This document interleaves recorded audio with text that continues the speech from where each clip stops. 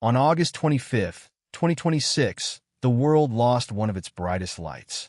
Dolly Parton, the woman who turned a childhood of poverty into one of the most beloved careers in American history, died in Nashville, Tennessee, at the age of 80. Her family confirmed that she passed peacefully after a brief but serious battle with cancer, a detail that stunned millions of fans who had spent the previous year watching her joke, wave, and reassure them that she was not dead yet. For a woman who had spent 6 decades in the spotlight, the final chapter of her life turned out to be the most private one of all. What made her passing so difficult for so many people was not simply that a legend had died. It was the realization that Dolly had kept working, smiling, and planning for the future almost until her very last days. She was still recording, still approving projects, still talking about Broadway premieres and museum openings that hadn't happened yet. To the public, she seemed indestructible, a woman who had turned hardship into humor for 50 years and who always found a joke even in her own declining health. Behind that humor, though, was a body that had quietly been fighting for a long time.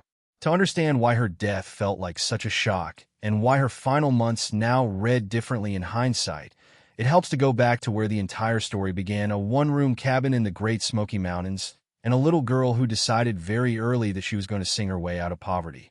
Dolly Rebecca Parton was born on January 19, 1946, in Sevier County, Tennessee, the fourth of 12 children born to Robert Lee Parton and Avi Lee Parton.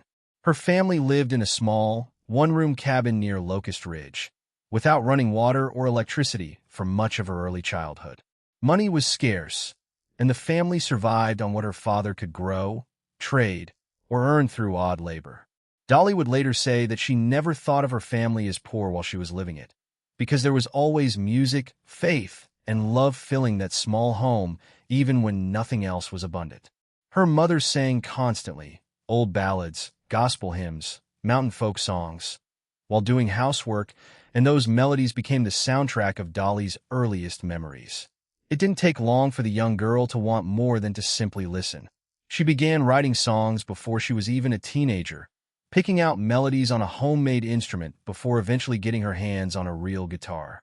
Her uncle, Bill Owens, recognized her talent early and became one of her first mentors, helping her get on a local radio and television broadcasts while she was still a child. By her early teenage years, Dolly was already performing regularly, appearing on regional television programs, and building a reputation as a prodigy from the mountains. She even made an early appearance on the Grand Ole Opry as a young teenager, a moment she later described as one of the most thrilling of her life. But local fame in East Tennessee was never going to be enough. She had her sights set on Nashville, the undisputed capital of American country music. The day after she graduated from high school in 1964, 18-year-old Dolly Parton boarded a bus for Nashville with little more than a suitcase and a guitar. She had no record deal, no guarantee of success, and no safety net if things fell apart. What she had was an unshakable belief that she was meant to write songs and sing them for a living, and a willingness to work harder than almost anyone else in a city full of hopefuls chasing the same dream. Her first real break came not as a performer but as a songwriter. Other artists began recording her material, and by the mid-1960s she had built a small but respected reputation within Nashville's tight-knit music community. One of her early songwriting successes, a duet recorded with Bill Phillips, gave her both an income and a foothold in the industry. It also taught her something that would define the rest of her career. She didn't need to wait for someone else to make her a star. The songs she wrote herself were her ticket forward. The true turning point came in 1967, when Dolly was chosen to replace the departing girl singer on Porter Wagoner's nationally syndicated television program, one of the most influential country music shows of its era. Almost overnight, she went from regional performer to a face seen in living rooms across the country every week. Her big hair, colorful wardrobe, and unmistakable voice set her apart from the traditional image of a country singer, and audiences noticed immediately. Dolly and Porter recorded numerous duets together and became one of the most popular pairings in country music, with hits like The Last Thing on My Mind and Daddy Sang Bass cementing their partnership. But as the years passed, Dolly's own solo material, songs like Joshua and Coat of Many Colors, began to show audiences that she was far more than a supporting act. She had her own story to tell, and she wanted to tell it on her own terms. Leaving Porter's show in the early 1970s was, by her own later account, one of the hardest decisions of her career. Porter had given her a national platform, and walking away risked everything she had built. Rather than searching for the right words to explain her decision, Dolly did what she always did best. She wrote a song. That song, "I Will Always Love You," was written as both a thank you and a farewell to the man who had given her a stage, and as a declaration that she needed to build something of her own. Released in 1974, it became a major hit and marked the moment she officially stepped out from under anyone else's shadow. Songs like Jolene, Love Is Like a Butterfly, and Here You Come Again followed, elevating her from a rising star to a genuine icon of American music. Dolly's ambitions never stopped at music. In 1980, she made her film debut in 9 to 5 alongside Jane Fonda and Lily Tomlin, a role many in the industry assumed was a risky detour for a country singer. She proved them wrong almost instantly, not only holding her own on screen but writing and recording the film's title track, which topped both the country and pop charts. It was proof that she could win over a mainstream audience without sacrificing an ounce of who she was. More film roles followed, including The Best Little Whorehouse in Texas and her celebrated performance as Truvy Jones in 1989's Steel Magnolias. Each new venture brought fresh skepticism about whether a country singer could really succeed outside of music, and each time she answered the doubt with results rather than arguments. Then, in 1992, nearly 2 decades after she wrote it as a farewell to Porter Wagoner, I Will Always Love You found a second life when Whitney Houston recorded it for The Bodyguard. Houston's version became one of the best-selling singles in music history, introducing Dolly's songwriting to a global audience that may never have known the song began as a quiet goodbye between 2 Nashville collaborators. Beyond music and film, Dolly built an entertainment and business empire that included Dollywood, the theme park she opened in her hometown region of Pigeon Forge, Tennessee. For Dolly, Dollywood was never just a business venture. It was a way to reinvest in the land and community that raised her, turning a place once defined by hardship into a destination that draws millions of visitors every year. Alongside it, she built the Imagination Library, a program that began as a way to get books into the hands of children in her home county and eventually grew into an international literacy initiative that has distributed hundreds of millions of free books to children around the world. Unlike many celebrity charities that exist mostly on paper, Dolly remained personally engaged with the Imagination Library for decades, treating it as one of the most important parts of her legacy. For all her fame, Dolly fiercely protected one part of her life from public view: her marriage to Carl Dean. According to Dolly's own retelling, the two met on her very first day in Nashville, outside a laundromat, when she was just 18 years old. She often joked that what won her over was simple. Carl looked at her face when he spoke to her, rather than anywhere else. They married in a small, private ceremony in Ringgold, Georgia, on May 30th, 1966, long before Dolly became a household name. As her career grew, Carl chose an entirely different life. He ran a paving business, avoided the spotlight almost completely, and rarely if ever appeared with his wife at award shows, red carpets, or public events. That privacy fueled decades of public curiosity and occasional rumor, with some even questioning whether Carl existed at all. Dolly usually met these questions with humor, but she also understood something important. The very differences between her and Carl may have been what allowed their marriage to last. She loved the stage and the crowds. He loved his privacy and his quiet life. Rather than trying to change him, she let him live exactly the way he wanted, and the two spent decades maintaining separate routines, separate interests, and a shared bond that didn't need to be performed for cameras. They never had children, though Dolly often said she poured that love into her nieces, nephews, and the children reached through Imagination Library. That nearly 60-year marriage ended in March 2025, when Carl Dean passed away at the age of 82. Dolly announced the loss herself, asking the public to respect her family's privacy during that time, and describing Carl as a man who had given her decades of love that words could never fully capture. It was, by every account, one of the deepest losses of her later life. Not just the death of a husband, but the loss of someone she had known since the very first day she arrived in Nashville with nothing but a guitar and a dream. In the months following Carl's death, Dolly continued working and continued thanking fans for their support. But she also began to speak more openly than usual about how hard the grief truly was.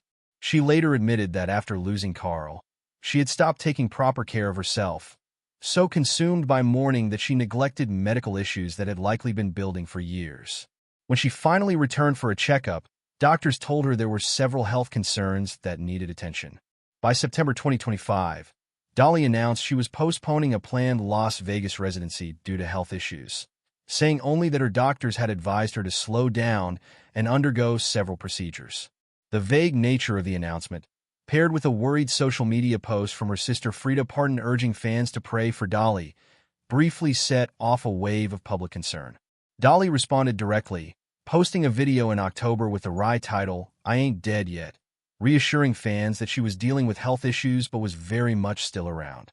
At the time, it played as classic Dolly, turning a scary moment into a joke to put everyone at ease. Looking back, it reads very differently. Through the following months, Dolly kept working. She continued to appear in public, continued to talk about upcoming projects, and continued to project the same warmth and humor fans had always known. But by March 2026, at an event at Dollywood, her tone shifted. She spoke candidly about how exhausted the past year had left her, admitting she was still trying to rebuild herself physically, mentally, and emotionally after losing Carl. For a woman who had spent her career projecting boundless energy, the admission stood out. 2 months later, in May 2026, Dolly revealed a more specific health issue: kidney stones, a condition she said she had actually been managing for years. She canceled another Las Vegas performance and, true to form, turned the revelation into a joke, saying she'd had more stones removed from her body than a quarry in her home state could produce in a year. Fans laughed, but the underlying reality was serious. An 80-year-old woman managing a painful, recurring condition on top of everything else. She also disclosed that her immune and digestive systems had been out of whack for 2 to 3 years, a timeline that stretched back well before Carl's death and before her first canceled Las Vegas dates. It suggested that her body had been sending warning signs long before the public, or perhaps even Dolly herself, fully understood how serious they were. Just weeks before her death, Dollywood opened a brand new ride, an event Dolly would ordinarily never have missed given how personally connected she was to the park that carried her name. This time, she couldn't attend in person. In a video message to fans, she explained simply that her doctor had told her not to travel, describing feeling dizzy and dehydrated. On their own, those words sound minor, the kind of thing anyone might say after a long stretch of work. But set against everything that came before: years of kidney stones, ongoing immune and digestive issues, and the physical toll of grief she had already admitted to, the picture looks different in hindsight. It reads less like an isolated incident and more like one more piece of a body that had been carrying too much for too long. Just days before her death, Dolly gave what would become one of her final public statements, telling a reporter that she was dealing with health issues she simply hadn't paid close enough attention to while she was busy watching over everyone else. Even then, she spoke with her usual optimism, discussing music, upcoming projects, and plans that suggested she believed she still had time. No one, including her closest fans, realized how little time was actually left. On August 25, 2026, Dolly Parton died in Nashville. Her official statement, released by her family and read publicly by her nephew Brian Seaver, a longtime member of her security team, confirmed that she had passed away peacefully after a brief battle with cancer. The family did not disclose extensive medical details beyond that, a choice consistent with how Dolly had lived her entire life, sharing enormous amounts of herself with the public, while still keeping a private, protected space that belonged only to her family. What has struck so many people since her passing is just how much Dolly still had in motion. According to her longtime manager, she worked right up until the day she died, with a team she had personally assembled continuing to carry out projects she had already approved. Chief among them was Dolly, a true original, a Broadway musical built around her life and catalog, featuring classics like Jolene, Coat of Many Colors, 9 to 5, and I Will Always Love You, alongside new songs written specifically for the stage. Previews had been scheduled to begin in December 2026, with an opening night planned for January 19th, 2027, the date that would have been her 81st birthday. In Nashville, she had also been developing the Songteller Hotel alongside a dedicated museum chronicling her life and career, expected to welcome visitors in the fall of 2026. Beyond that were a string of commercial ventures carrying her name: home goods, a coffee brand, a jewelry collection, and more, as well as several film and television projects still in development, including a documentary, a scripted series, and other creative efforts she had been shaping for years. None of this reads like the work of someone preparing to say goodbye. It reads like the work of someone who fully expected to see all of it through. Perhaps the most quietly moving detail to emerge after her death had nothing to do with her career at all. According to her family, Dolly had expressed a simple final wish: to rest on a soft, comfortable cotton bed after a lifetime spent in elaborate wigs, towering heels, and glittering costumes. There was no request for a grand send-off, no final stage, no closing spectacle, just comfort and peace. In place of flowers, her family asked that anyone wishing to honor her instead donate to the Imagination Library, the program she built and funded for decades to put free books into children's hands. It was, in many ways, the most fitting possible farewell from a woman who spent her entire life turning attention paid to her into something given back to others. Dolly Parton's story was never simply about talent, although she had it in abundance. It was about a girl from a one-room cabin in the Smoky Mountains who decided, against every obstacle in front of her, that her voice deserved to be heard, and then spent 60 years making sure that voice lifted other people up along with her. She turned heartbreak into some of the most enduring songs in American music. She turned a rural theme park into an economic engine for her home state. She turned a simple idea about children's books into a program that has reached hundreds of millions of families around the world. In her final months, even while quietly managing pain, grief, and an illness she chose not to share in full, she kept doing what she had always done: working, creating, and reassuring the people who loved her that everything was going to be fine. She was still planning for a future she wouldn't get to see: a Broadway opening, a new museum, a hotel bearing her name. Proof that until the very end, Dolly Parton wasn't thinking about endings at all. She was thinking about what came next. Rest in peace, Dolly Parton. Her songs, her generosity, and the countless lives she touched will make sure her voice is never really gone.